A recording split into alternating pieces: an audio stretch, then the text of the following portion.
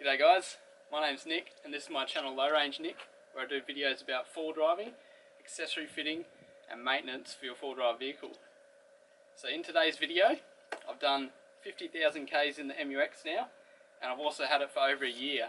So I wanted to put together a bit of a video showing you guys all the mods I've done to it over the last year and a bit, and also how those mods have held up as well. So I'll pretty much go through the whole vehicle today and show you everything I've done, and also give you a quick insight into how it's gone over the last year, whether I like it, whether I don't like it, things I'd change and stuff like that. So stay tuned and we'll fully dissect the MU-X. Alrighty guys, so we'll start at the front of the vehicle. So as you can see on the front, I've got the AFN Bull Bar. So this bull bar is a full bumper replacement, and it takes away the front under tray as well. So it gives you an alloy bash plate and also a smaller bash plate behind that as well. So it's got enough room here for a winch and some room for some lights. So I love the look of this bar. This bar looks like really mean. I really like it. The only downfall to the bar is that because it sits so close, there's not as much steel bracing this top section where the spotlights go, and over bumps you get a bit of light shutter. So you'll see the light just shuttering as you go over bumps, and that's the issue with fitting big spotlights to an AFN bar. So I have fitted a smaller light bar, and that totally eliminates the shake. So it's just when you fit the big spotties to it, like the big 9-inch spotties, when you'll have issues with that shake over bumps from these bars. So I have tried to put a brace in behind the bar, which is a thicker bit of steel, just to brace underneath, but it hasn't really improved it at all. So I think I'll end up putting the light bar back on there, but that's the only real issue with the bar. So I've got in here a Domin8r 12,000 pound winch. So it is a little bit slow, but it does the job. It hasn't let me down yet, keeps working, so that's all that really matters. Gets me through. It's a cheap winch, but it definitely does the job. So Domin8r in there, it's just a carbon winch fair lead. So I always use a soft shackle on the end of the winch stroke. So I've just got that under there onto the tie down point. Now we've got the Oricom UHF. So this is the 3 dBi, I believe. Little stubby antenna, and then you can screw onto the end of it the big 6.5 aerial, dBi aerial for when you're going out bush. So the radio has really good communication, and yeah, it's pretty versatile being able to change those aerials over quite easily. So I've got the AUXBEAM Foglights in there, which are super bright LEDs, so they are pretty cool, and they've been working awesome. Alrighty guys, moving down the side of the car, so we've got the Safari snorkel. So this snorkel's been working flawlessly, no issues with it. The kit's really good. Everything lines up perfectly when you install it, so I'm really happy with the snorkel and how it's gone. So rims and tyres, so I've got the Fuel Vector 17 by 8.5 positive 7.4mm offset rims with the Atturo Trailblade MTs in a 265/70 R17 size. So I've had these on for probably 45,000 Ks I think, and I mean the tread wear, it's a little bit feathered, but other than that it's pretty good for the amount of Ks I've done I think, and the price of the tyre as well. These are like under 200 bucks, so like $180 each, so they're a cheap tyre, and I think they've actually been alright for the price, but in saying that I wouldn't put them on again. The rims are awesome, no issues with the rims, they're pretty cool. I really like the look of them and how they sit. So the 7.4mm offset, it just sits out, like the sidewall just sits out probably about maybe 10mm. But yeah, the tyres, they are noisy, but they're awesome off-road, so it's a compromise I guess. They're cheap tyres, they've worn well, I've never had any punctures or anything, or tears or anything like that, but they are a little bit noisy. So that is probably why I would choose something different in the future. But at the time they were the right price, and that's all that really mattered. They were cheap. So next time I'll probably fit something, maybe an all-terrain or maybe a crossover like an all-terrain mud terrain. But for now, they're going pretty good. So now we're onto the rock sliders. So these are the SCF flat step rock sliders for the MU-X with the checker plate on top. So these are the standard size, they're not the fat boy ones. The fat boy ones are quite a bit thicker and you lose a little bit of ground clearance. So these are just standard in the satin textured finish black.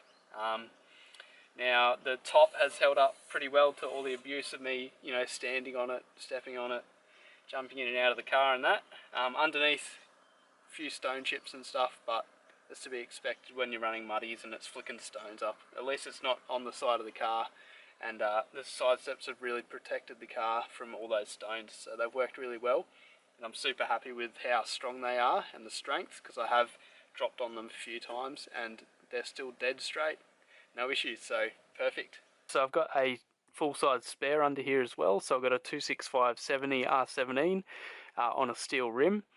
So it's a 17/8 steel rim, and it doesn't stick down too much, which is good, and it just fits in there, so just the right size.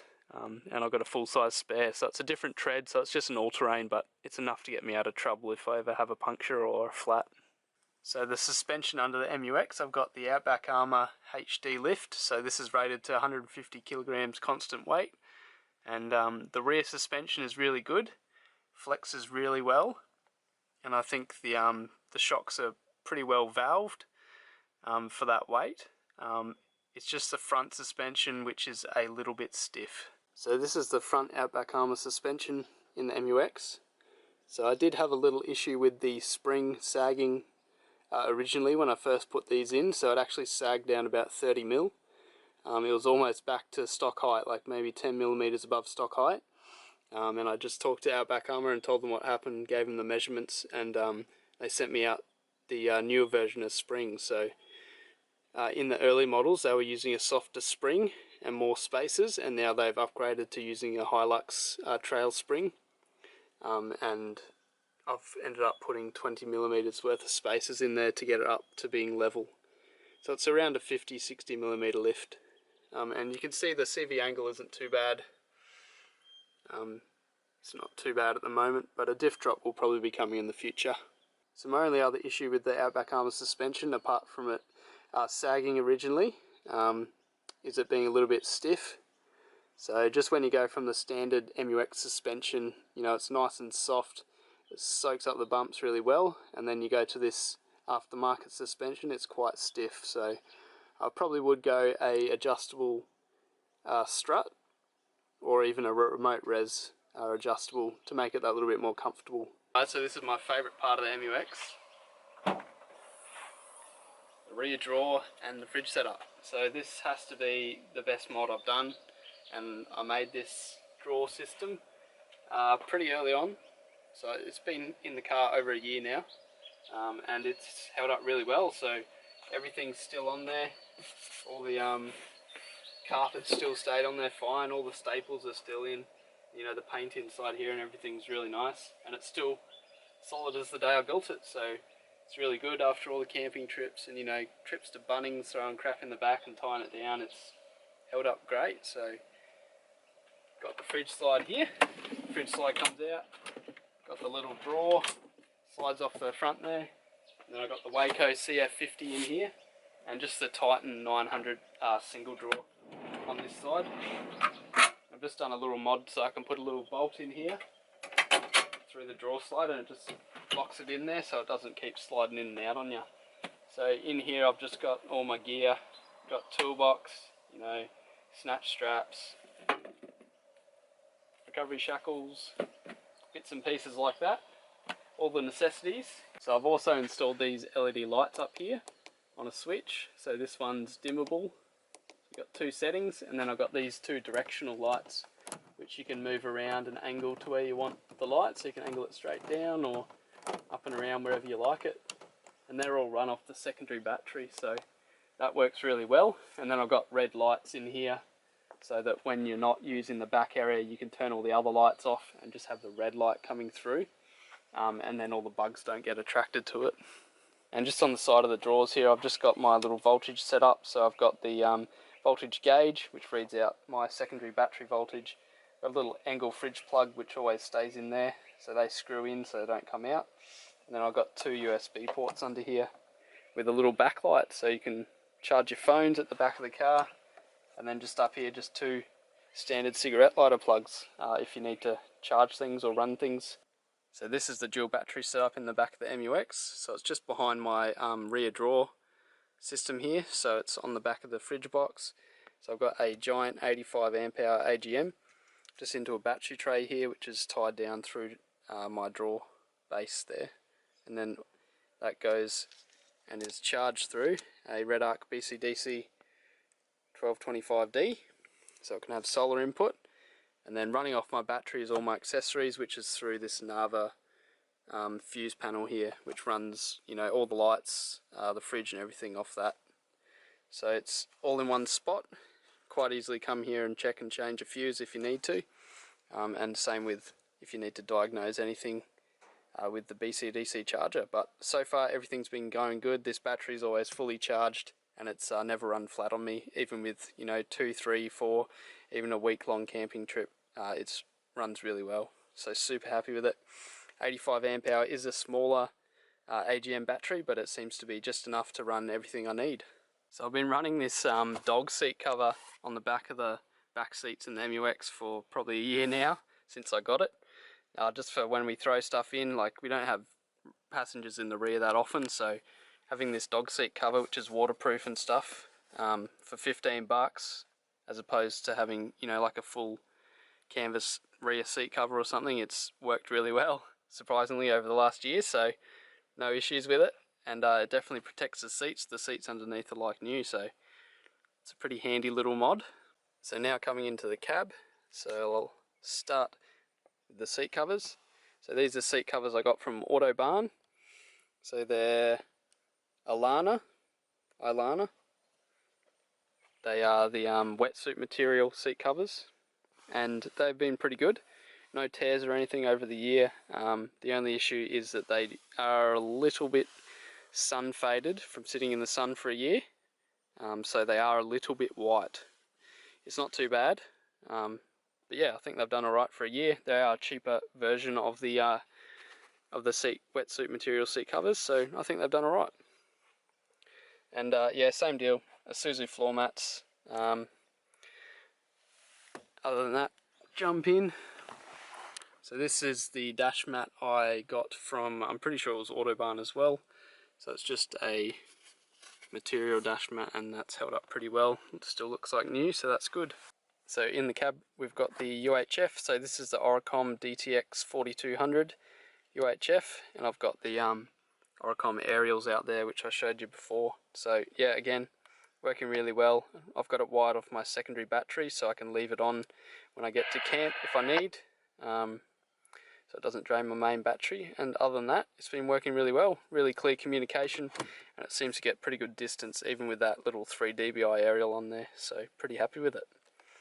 So I've got my Hikit Performance Hikit X9 throttle controller here, and it always pretty much stays on, and it's always on Comfort 4, I think I run it on, or Comfort 6. So I find that pretty good. So I do have the ECU Shop Super 4 Touch, which I always run on the power mode. So it's always got heaps of power and torque when I need it.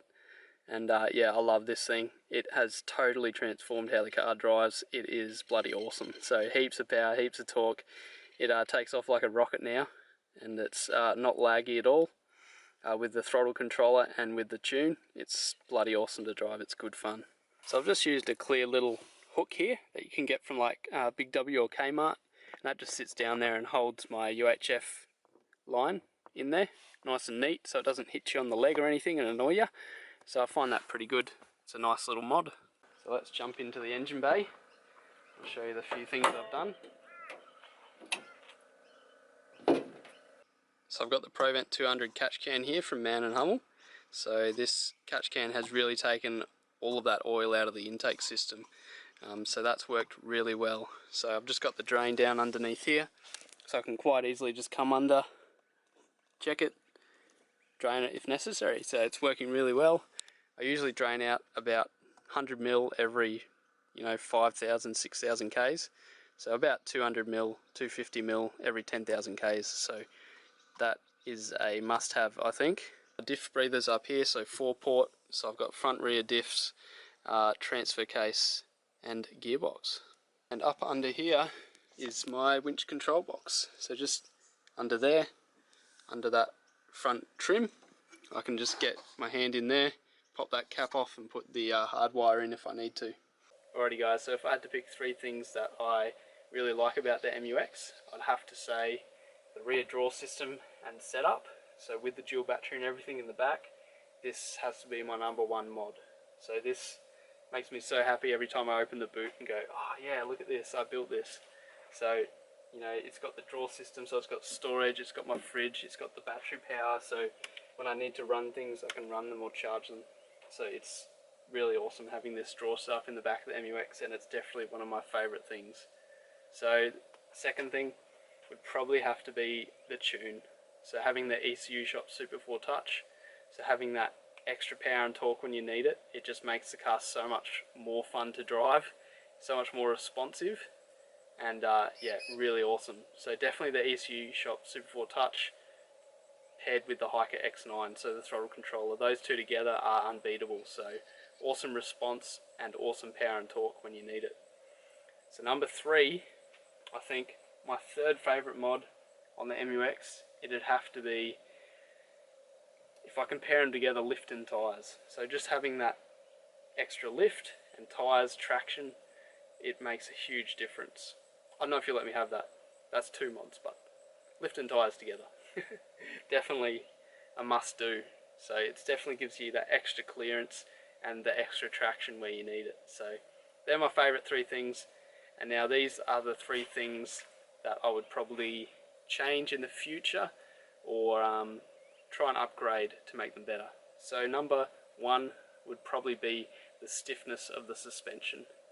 So everything else about the suspension is fine, works good, reliable and everything, but it's rather firm. So its front suspension's quite firm over bumps compared to stock suspension, which it is to be expected for it to be a little bit firmer. But I mean, with the shocks on the market today, like remote reservoir shocks and adjustable bypass shocks, you can get a lot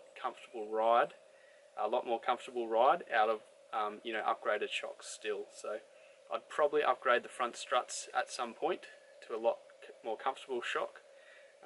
So that would be something that I'd upgrade. Now number 2, I think probably the second thing I would change about the MU-X is probably the tyre size. So at the moment I'm running 265/70 R17s, so that's about 31.6 inch I believe tyre.